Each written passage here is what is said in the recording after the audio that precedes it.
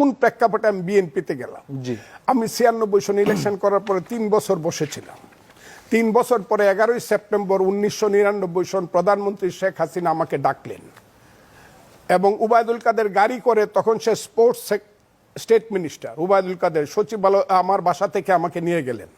আজকের উবায়দুল কাদের my friend আমাকে আপার সামনে দিল।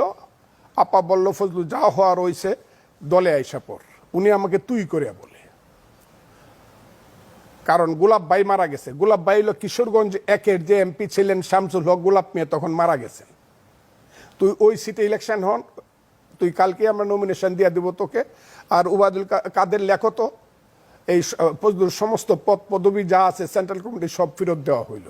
আর তুমি ওই সিটে গিয়া এমপি হয়ে আসলে পরে তোমাকে খুব সুস্পষ্টভাবে বললো, উবায়দুল কাদেরও জীবিত আছে, শেখ হাসিনাও জীবিত আছেন।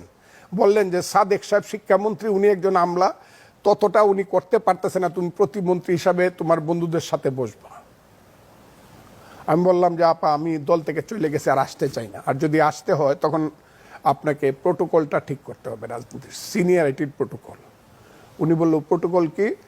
বলে প্রোটোকল হইল আমি যে ছাত্রলীগ করতাম 75-এর 15ই আগস্টের পরে চোখ বান্ধে যে ডিজিএফআই ক্যাম্পে ফালায় রাখতো, আমি যে হাজার হাজার মানুষের সামনে বক্তৃতা করে রাসেলের নামে বঙ্গবন্ধুর নামে লক্ষ কোটি মানুষকে কাঁদাইছে, আমার যে সিনিয়রিটি ছিল, আমি যখন ছাত্রলীগের জেনারেল সেক্রেটারি ছিলাম, প্রেসিডেন্ট ছিলাম, ভাইস প্রেসিডেন্ট ছিলাম, যারা আমার ঘরে যাইতে পারতো না, আমার দরজা ধাক্কা দিতে পারতো না, তাদেরকে আমার মাথার উপর আওয়ামী লীগে বসায় রাখছেন।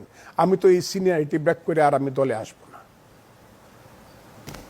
বহুত বলল উনি। আমি বললাম না, আপনি আমাকে মন্ত্রী বানান না বানান, রাজনীতির সঠিক অবস্থানে যদি আমাকে সিনিয়রিটি দেন, যেমন ধরুন উবায়দুল কাদের সাহেব, আমি এটাই বললাম তার সামনে, উনি আমার জুনিয়র মানুষ। আমি যখন ছাত্রলীগের 76 সনের জেনারেল সেক্রেটারি, উবায়দুল কাদের সাহেব আমার 3 নম্বর মেম্বার। আমার 1 নম্বর মেম্বার হলো ইসমত কাদির গামা, তিনি তখন ইন্ডিয়াতে। রবিউল আলম মুক্তাদির চৌধুরী, উনি 2 নম্বর মেম্বার। উবায়দুল কাদের সাহেব 3 নম্বর মেম্বার। ওনারা সব হইল ন্যাশনাল পলিটিক্স, কিন্তু মূল ক্লাসটা হলো আওয়ামী লীগ 91 সন থেকে এসে যে রাজনীতিটা শুরু হলো, সেই রাজনীতিটা আমি কোনোদিনই আর করি নাই। ব্যাংকের টাকা আছে বা ব্যাংকের টাকা যারা লুট করছে, ব্রিফ কেসে টাকা নিয়ে যারা আসতে পারে আওয়ামী লীগের মধ্যে, তারা আসা শুরু করলো। নতুন নতুন মানুষেরা, তাদের নাম বলে আমি তাদেরকে ছোট করতে চাই, যে কারণে আর পরে হয় না আমরা। এবং শেখ হাসিনা মুক্তবাজার অর্থনীতির ঘোষণা দিলেন, এই নিয়ে বিতর্ক চলতে ছিল ভিতরে বারবার। এবং মান্নারা তখন আওয়ামী লীগে আসবে আসবে করতেছে, আমি মান্নাকে সবসময় না করতেছি যে না, দূর থেকে চাঁদকে যত সুন্দর মনে হয়, চাঁদের উপরে যখন আর্মস্ট্রং নামছে গিয়া তখন কিন্তু পাথর মনে হয়েছে, বুঝে শুনে আইসেন। এখন বলেন আপনি কি বলতে চান? আমার এই দ্বন্দ্বটা চলতেছিল সবসময়। আর আমার রাজনীতিতে একটা ছিল 1981 সনে বিখ্যাত, আমার 81, 82, 83, 84, 85 সন পর্যন্ত বিখ্যাত একটা উক্তি ছিল রাজনীতিতে, রক্তের উত্তরাধিকারের রাজনীতিতে বিশ্বাস করেনি, সবাই জানে বাংলাদেশে, যেটা ফজলুর রহমান।